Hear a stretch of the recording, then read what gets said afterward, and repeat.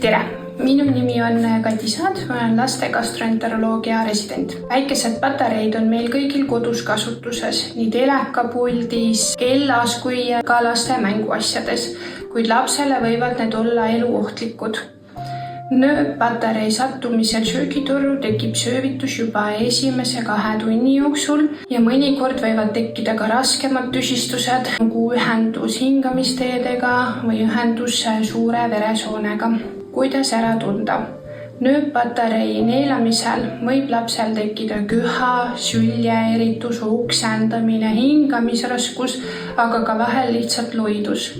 Mõnikord ei ole need sümptomid üldse nii selged, et saada kindlalt aru.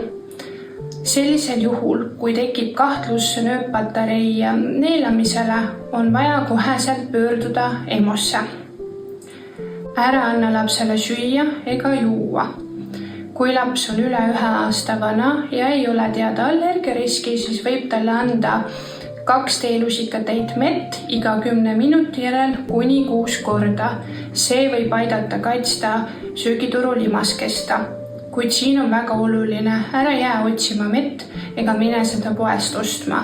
Pöördu koheselt haiglasse. Haiglas tehakse lapsele röntgen, kinnitamaks patarei olemasolu ning asukohta ja vajadusel eemaldatakse see endoskoopiliselt. Kuidas ennetada? Hoia kõik nööppatareid ja patareidega seotud seadmed lapsele ohutus kauguses. See tähendab kas lukus, peidus või mitte lapse käes. Veendu, et kõik patareivesad on alati kinni.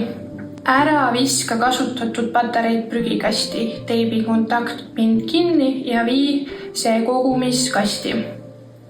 Mis veel olulisem, jaga seda infot ka näiteks vanavanemate, tädide ja onudega, et patarei ei satuks lapse kätte kodus väljas keskkonnas. Nööppatarei neelamine on alati hädaolukord, aga mis kõige olulisem on ennetus. Pane patareid turvalisse kohta, et väike asi ei saaks tekitada suurt kahju.